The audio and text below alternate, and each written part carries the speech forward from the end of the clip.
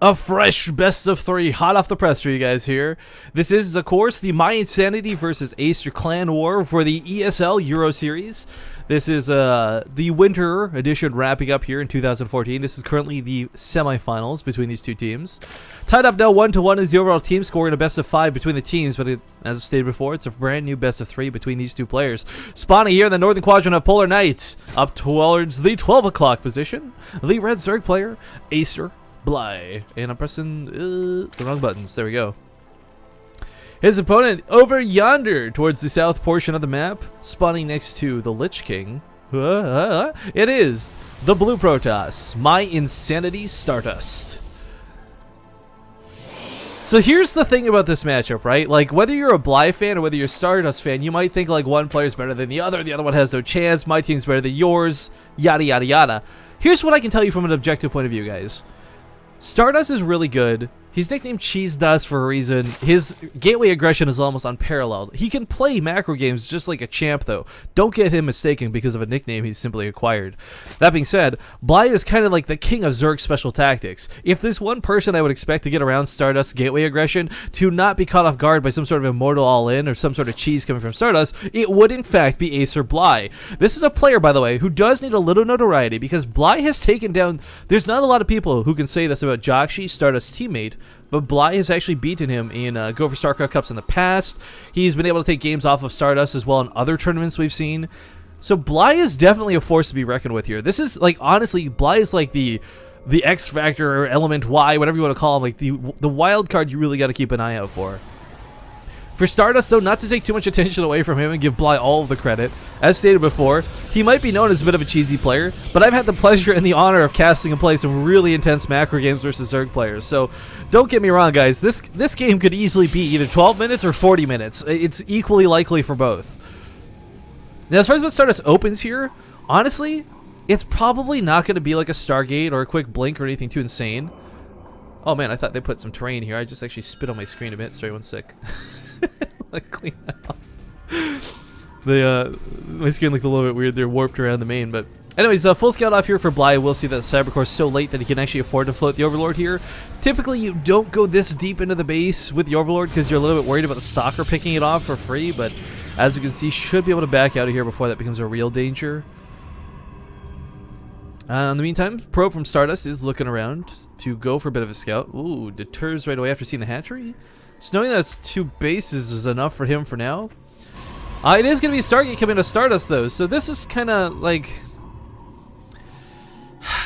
I take a deep breath, because there's basically 3 things that come out of this, right? I mean, and I'm not just talking the basics of units. Like, either A, you go for an Oracle. It can be a little bit harassive, but Queens and a Spore Caller can deal with that quite nicely. Really, really love Phoenixes, and more importantly, love Stardust's Phoenix control. So that's kind of what I'm yearning for and hoping here, too. But he may also do a Phoenix into a Void Ray, or straight up a Void Ray if he wants to worry about Roaches or go into a bit of attack. Bly is, of course, known for his early Roach attacks. I hesitate in calling them all-ins, because they're not always all-ins, but he is quite known for his pressure. The other thing Bly is really well known for is sending a lot of Lings early. I want to rewind this for a second. Like, Bly against any other Protoss player would typically have sent out 8 Lings across the map already, but in fact has not done that. Oracle is going to come out of Stardust. This is actually going to be really great. So the Oracle already beats a Queen 1-on-1, right? Now this Queen's been softened up by the Stalker by quite a large amount. Oh, Zergling did die over here. First blood. Sorry, I missed that, bros. Stalker's going to be in retreat for the time being, but this Queen's going to die immediately to this Oracle, and it's going to just kill this mineral line if Bly's not careful. And he should see this coming. I mean, the Overlord's here. It sees the Stargate.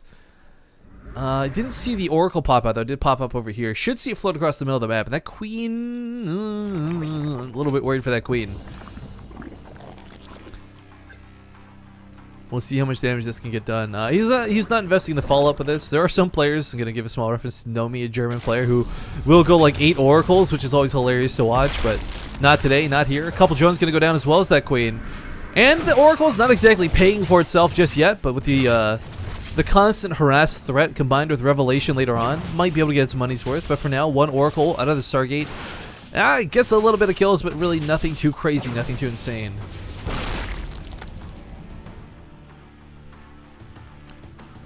Wall off coming up here for Stardust too, so not really that scared of a counterattack. It's really weird. Like, I'm sorry guys, for some of you maybe this isn't the case, but I like casting Bly because he's always someone I describe as incredibly relentlessly vicious, aggressive, what have you. But this is literally like the most passive game I've ever cast him. I mean, typically he's like in your face with 8 lings. He's trying to deny the natural. He'll pick off some probes. He's just going to be an annoyance. But third base calmly finishing up here. He's got Spore Crawlers down. He's got Queens to defend. Oracle really shouldn't be able to get too much more done here. 10 lings are on the way, and of course we got +1 weapons. But this is a big push coming out of Stardust. Like, this might look like a small amount of harassment. You gotta keep in mind there's an Oracle with this too, so the lings are just gonna melt. As if it wasn't already hard enough to deal with Zealots as is. Queen is gonna try and retreat behind the mineral line, but the drones don't hold position, so it still will die here ultimately in the end. Pulls the drones out of this base, but this could quite frankly be game, guys. Blind not seeing this all incoming. Well, he's got some lings out now. Mothership Core and the Oracle are going to go left unanswered for quite some time. And, you know, he escaped with enough drones. I take that back. I don't think this is necessarily going to be the end of the game, but this is not going to be easy to clean up. The Hydralisk Den's coming out really quickly. He was going to hoping to go for those Roach Hydra composition, or sorry, Hydralisk Ling composition, I guess, but not going to be afforded the opportunity. We'll get a Sentry kill here. That's going to be really nice. And these lings with not quite +1. Almost as +1, but not quite, are finding it very difficult to deal with these Zealots. 4 health left on this one, will be taken out. Looks like the Spore Crawler repositioned. Will push back the Mothership Core. Does lose the natural though, guys, and that's really rough to deal with as a Zerg player. No matter how good you are, you know, losing a third is fine because, you know, you don't have a lot of scrunched up tech. It's not a bridge between your two bases. But now Bly's got this giant hole in his heart, basically. The central portion of his base has been removed. Trying to focus down the pylon, make sure that no more reinforcements will come. Finally cuts out the potential of further aggression, but you know, this is still a lot of Zealots coming out of Stardust that Bly cannot easily deal with a low amount of lings, especially if he decides to fight on the ramp. 3 Zealots on hold position at the bottom of the ramp too to cover his ass would be fantastic. Hell, 2 Zealots by the looks of it. Hydralisk Den was finished, but of course not making any Hydralisk, can't really afford to.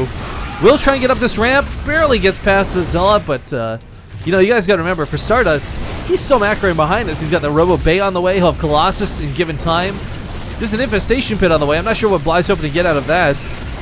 He's still got to deal with this aggression in the base. Mothership Core, how many kills? 17 kills on the Mothership Core so far. Really not looking good for Bly, but holding it together, trying his darndest not to go out right now in game number 1 early like this. I can't believe that Queen is still alive. It's playing Ring Around the Rosie, something fierce. Drone kills for Stardust actually not that insane while this is going on. Worth noting too. Finally gets into the mineral lines though. These Zealots. Oh boy, these Zealots. An attack goes to the third while this is happening too, worth noting. So Bly not completely infallible, despite the fact that he is holding the main quite strongly.